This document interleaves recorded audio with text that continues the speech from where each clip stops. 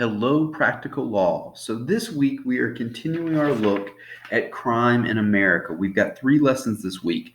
Now, remember from last week where we started, a crime is something that one does or fails to do that is a violation of a law. It is a behavior in which there is a penalty.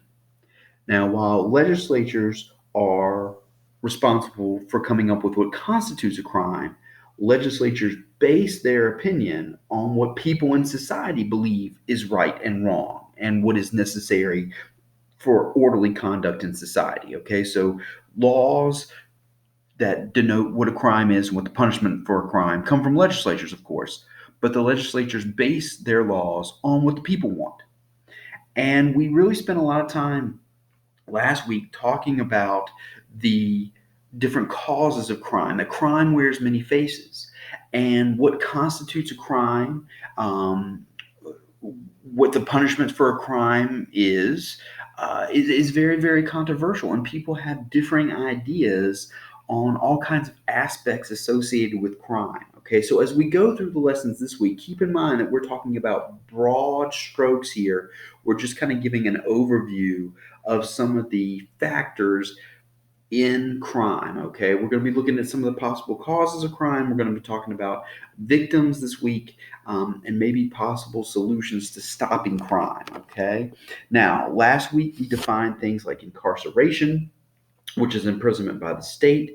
We talked about community policing, which is a strategy where the community works actively with local police enforcement to lower crime rate within the community. Okay, and we also talked about crime on campus, and we talked about the fact that a lot of crime occurs at the middle school level because people are going through puberty and they're trying to find their place in society, and you've got all these weird emotions and weird feelings, and that causes people to maybe act out in ways they normally wouldn't and commit crimes. Okay, today we're going to pick up with 2 topics. We're going to talk about gangs and crime, and then we're going to talk about guns today. Okay, now as we go through, be sure you are copying down notes.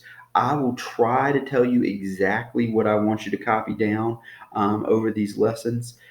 I really wish we had opportunity to go through them in class together, because these are where we generate good discussions and good questions from you guys. Okay, and please feel free to email me any comments, any concerns, any questions you have as we go through any of these lessons. I'll be glad to engage with you in discussion over email. Is probably not the same as actually being in class and doing it together, though. Okay. All right, so let's start off talking about gangs and crime today. Gangs are active in towns and cities of all sizes throughout the country. Okay, in fact, one of the problems that a lot of communities have is they fail to acknowledge the fact that they have gangs. Okay, they think it can't happen here. That happens in bigger cities or something like that. But gangs can be anywhere throughout the country, in cities and communities of all sizes. All right, why do they attract people from all walks of life? Because there is a lure of profits from the sale of illegal drugs and from the buying, selling, and stealing of firearms. Okay, these tend to be the 2 biggest areas that we see gangs involved in: illegal drugs and firearms. Okay, and when you combine the two, that's going to lead to increased gang violence. Okay, and we'll talk a little bit about that as well. There are about 25,000 gangs with more than 750,000 members in the country. Okay, so 25,000 gangs with more than 750,000 members in the country. All right, by the way, those are just some statistics. You don't have to copy anything on this slide down. I do want you to get the first thing on the next slide down, and that is what a gang is. Okay, a gang is people who form groups that are closed to the general public. They have a common purpose, which may or may not include violent criminal activity. So this is a very broad definition of what a gang is. It's a group of people that are centered around a common purpose. It could be criminal, it might not be, but it is closed to the general public. So some of your social organizations Um, the Masons, for example, the Freemasons, they might be considered a gang because they're close to the general public. They have a common purpose. Now, they're not involved in criminal activity and violent criminal activity, but they could be considered a gang. You might even include maybe some sororities and fraternities as a gang. Okay? So, any group of people that has a common purpose that is closed off to the general public, that is what we consider a gang. All right, so very, very broad definition there. Okay, and again, remember, it may or may not be criminal in nature. Now, we have seen an evolution. You don't have to worry about copying anything else on this slide down. Do get what a gang is, though. In the 19th century, most gangs were adults. Okay, they were organized along ethnic lines. So you had like a Jewish gang, you had Chinese gang, you had Italian gang, the mafia, for example. And their job was to protect their turf, their reputations, and their cultural heritage. And probably the violence came about in protecting their turf and their reputation and cultural heritage. Today, we've seen an evolution. Young children to middle aged adults, men and women, are in gangs. Okay. It has a more sophisticated organizational structure. All right. It used to be, if you, like I said, it used to be organized along ethnic lines. If you were part of that ethnic group, you could join the gang. Okay. But now there are bosses and they're under, there's under leadership. It goes all the way down. Everybody, some people have specific jobs and stuff like that. It's much more organized today. And we begin to see them getting involved in more criminal activity like drug trafficking, firearm sales, auto theft, prostitution, and other criminal activities. That wasn't necessarily part of the 19th century gangs, okay? Those 19th century gangs, their crimes came from protecting their turf, not getting involved in illegal activities like drug trafficking and firearm sales. Now, that's going to come, like I said, it's going to evolve as the gangs stay around. But that's not necessarily what the main purpose was back in the 19th century. We also see gangs defending certain political beliefs. Usually they are negative in nature, such as racist beliefs or sexist beliefs. For example, the KKK would be considered a gang. Okay, they are closed to the general public. They are surrounded by a common purpose, which happens to be racism. Okay, and targeting groups that they see as inferior to them. Okay, that would be a gang. All right. We even have things today called gang nations, which have their own particular symbols, emblems, colors, phrases, or clothing. All right. My wife used to live in Chicago and teach in Chicago before we were married, and she would talk about the gang nations in there, and they were known for different colored clothing. Okay, which is why in Chicago you learned how to not wear colors because you didn't want to be affiliated with one specific gang over another because that could get you in trouble. Okay, so you wore a lot of like uh, maybe dark clothing, maybe white clothing, or stuff like that. That was very, very neutral. Okay, you figured out what your neutral colors were because you didn't want to offend one of these gang nations. Okay, now who joins these gangs? All right, and you don't have to copy anything down on this slide. And to be honest with you, as we move through these lessons, I'm not going to have you copying a lot of things down because as we talked about it, a lot of this is open to interpretation. All right, so I'm giving you broad strokes, I'm giving you broad pictures. Um, I will get you to copy down some specific terms and everything, but I just want you to be aware of some of the information that's out there. So, who joins gangs and why? Well, the majority are still male. About 10% are female. Females are joining gangs more often today than they were, say, back in the 19th century, but the majority are still male. About 10% are Caucasian. Okay, so the majority are going to be other ethnic groups. All right. Um, a lot of times you get involved in the gang because your relatives or your friends are involved in a gang. Okay. It becomes a surrogate family in some respects. Okay. In fact, that's why some people join gangs is because their family situation is a mess And these friends, or maybe these distant relatives or whatever, they provide some stability, and that attracts people to joining the gangs. Okay. They, like I said, they live under difficult conditions at home. That's why a lot of people end up joining gangs. They feel their basic needs are being unmet by society. In fact, that helps explain why they get involved in illegal activity like illegal drugs and gun running and smuggling and things like that, because the money they get from those illegal activities is going to help them meet their needs, especially their basic needs. Okay. Sometimes lack of success in school will motivate people to join gangs. Again, they see their friends and their relatives as providing them with some degree of stability, some degree of success. Okay.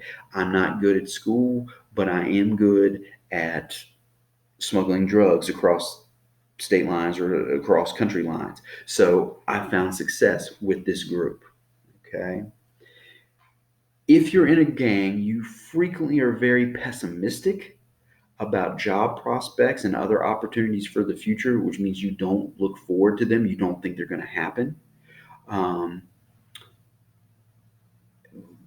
Very few people have found financial or social success, okay, in real life outside the gang. The sad thing is very few people find financial or social success within the gang, because things can turn very, very quickly.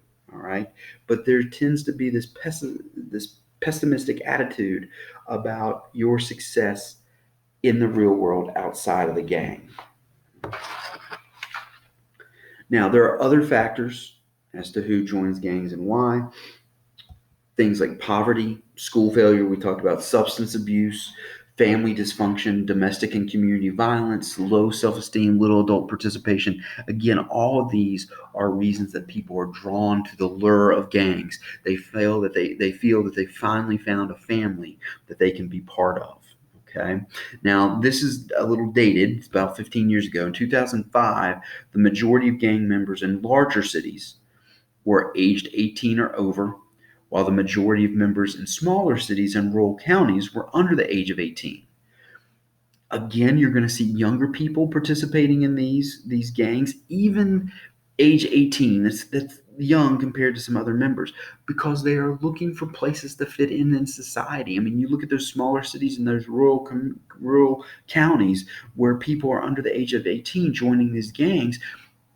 Think about what we talked about with middle schoolers, okay, and their preponderance to violent activities and crimes, okay. It's no wonder we see them join gangs, because again, they're going through puberty, they got all these emotions, they got all this confusion in their life, and they're looking for somewhere to fit in, and the gangs provide them with that. Okay. Now, I do want you to get down the next thing. Be sure you get down the next thing, because the question becomes, how do we solve the gang problem? And to be honest with you, there is no easy answer. And here's another example of how people are going to disagree. Okay. Most people do agree that you need a flexible program, though. Okay. That includes three things: prevention, intervention, and suppression. Okay. Now, which one should get the most focus? That's what people are going to disagree on. Okay. For example, some people talk about suppression, and they're like, if you're in a gang, zero tolerance, you're in a gang, you should be prosecuted for that. Other people want to target the most violent gang members. Okay, make them an example, prosecute them as a warning to others. Okay, prevention strategies, things like this. Okay, talking about it in practical law, and talking about it and making the communities aware that these problems exist, okay, that will help prevent it. Focusing on things like poverty and community violence, okay, low self esteem, targeting specific causes like that, that can help prevent gangs from growing. If people are in gangs, giving them opportunities to help them feel successful, intervening, okay, the intervention part, intervening with those people to help draw them away from the gangs and realize they can be successful without having to commit these criminal activities. Okay. So most people are beginning to believe in this flexible program that includes prevention, intervention, suppression. How we go about that, though, is where the differences come in. Okay, and like I said, some people are going to be very much more focused on the suppression, like we need to make everybody an example. That will help prevent it. Some people are saying no, we need to focus on the prevention, like we need to do something about poverty and school failures and things like that, and then worry about intervention and suppression. And the truth is, you probably want to balance, and you probably need to focus on all three of those areas at the same time. Okay, but we want a flexible program to deal with the gang problems. Now, one of the activities that gangs get involved in are guns. In fact, guns are going to be a major component of violent crime. Okay, and we're going to get into some more specifics when we get into some more specific crimes down the road. So this is just kind of an overview. You don't have to copy anything down on this slide. Okay, guns are frequently used in violent crimes. All right. Because of that, we have a very, very controversial topic, and that is government control. Okay. Since guns are so often involved in violent crime, what role should the government take, if any, to deal with guns and maybe help prevent some of these violent crimes? All right. Now, this is very, very controversial because people are going to argue liberty and perhaps your own personal safety will be at risk if the government does too much to restrict gun ownership. Okay. There are others that say, no, it's fine. My liberty and my safety are not going to be infringed upon at all if the government steps in. Okay. So this is going to be a very, very controversial issue.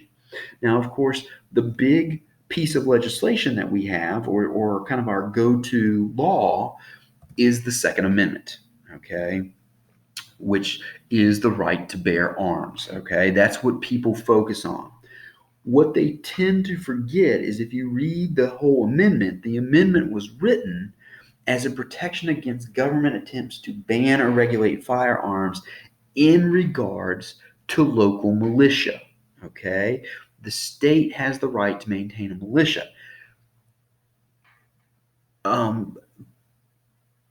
Critics of the Second Amendment are going to be quick to point out that really, if you look at the Second Amendment, it does not say anything about the individual rights concerning guns, okay? It's just specifically talking about the militia, all right? So it does not protect the individual against government efforts to legislate in this area. Other people are going to say, no, no, no, no. Who makes up the militia? Individuals. So if you expect militias to exist, individuals need to be able to access guns.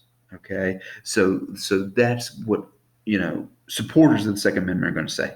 And again, it's very, very controversial. I'm not saying one side is right and one side is wrong, but these are the arguments that we are having under this Second Amendment and preventing the government from attempting to ban or regulate firearms. Now, that being said, the government still realizes guns are often used in violent crimes, and we need to be able to have some pieces of legislation to help us deal with that. So I do want you to get down the next two things, all right?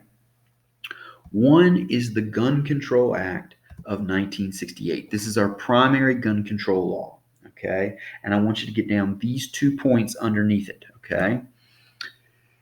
The Gun Control Act of 1968 prohibits certain people, like convicted felons, minors, and illegal immigrants, from buying or possessing guns. What it did is it required serial numbers on all guns. Okay? And that's what I want you to get down about the Gun Control Act, is it prohibits certain people from owning guns. And how are we going to do that? We're putting serial numbers on guns. All right? Another story about my wife in Chicago. One day she and the people that she was staying with a bunch of teachers because they were teaching in Chicago and working with a local ministry there. So her housemates and she were cleaning around the house, and they discovered a stash of weapons behind some paneling in the house, okay? And they determined these are antique guns. They weren't modern guns. They were antique guns, probably from the 20s, okay, or earlier. And when they, of course, turned them over to the authorities, they discovered that the guns did not have serial numbers on them.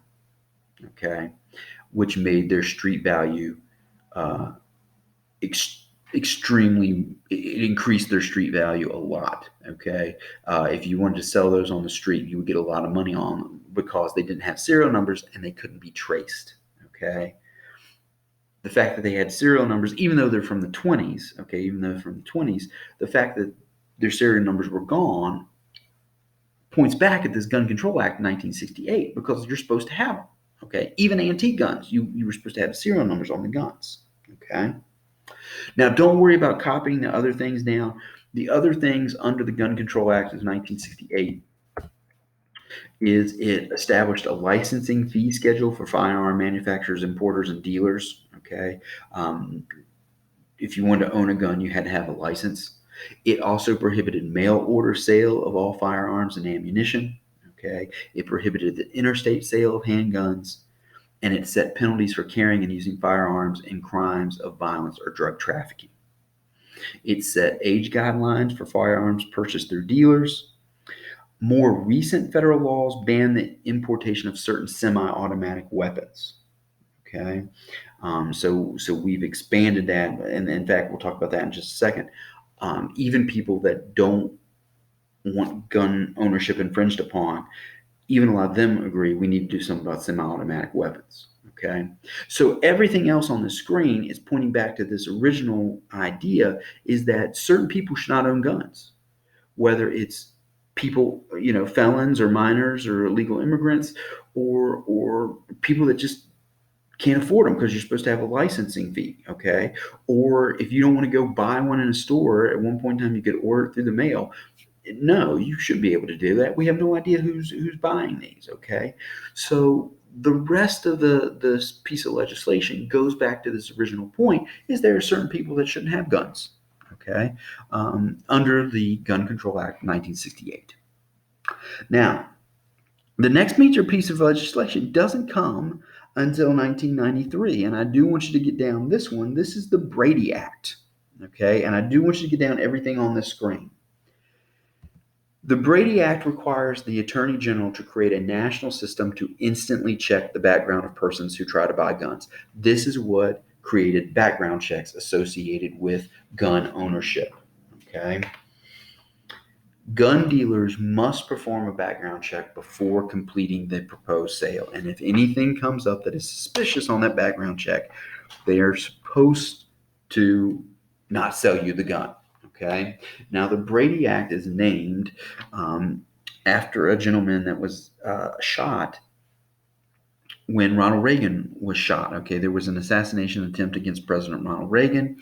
Jim Brady was there. Jim Brady also got hit. Reagan got hit. Jim Brady got hit. Brady, I think, was more serious than President Reagan. In fact, he was paralyzed for the rest of his life. They named this act after him.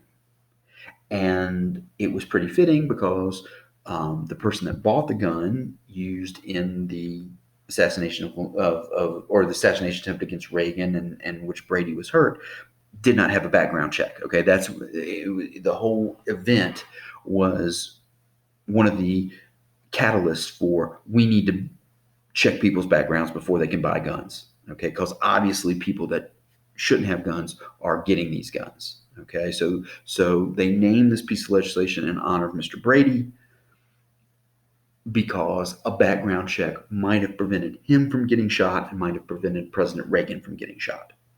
Okay. Now, the last thing, and again, you don't have to copy anything down on this screen. Many states have enacted their own legislation requiring background checks, fingerprinting, firearm training, and other application requirements. We've talked about the division of power between the national government and state governments. Here's another example. State governments have enacted their own legislation dealing with guns. Okay.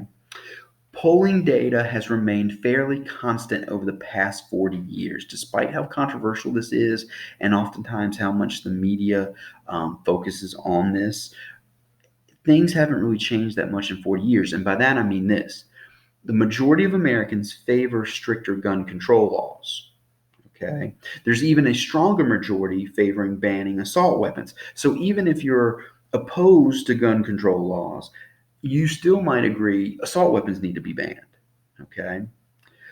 But there's a very small percentage of Americans, around 10% or less, that favor a total ban on handguns. Okay. Oftentimes people get concerned when we start talking about this that we're going to get rid of guns altogether. There's only a very small percentage of Americans that would favor that. Okay. Even people that favor stricter gun control laws aren't saying get rid of guns altogether. Okay. The majority of them want those laws, but they don't want to get rid of handguns and things like that altogether. There's only a very, very small percentage of people that believe that. Okay. So that's it for lesson two here, or lesson one for this week. We talked about gangs, we talked about guns. Our next lesson, we're going to deal with drugs and alcohol. Okay. Some more catalysts for crime and some more things that gangs get involved in that kind of lure people to joining gangs in the first place.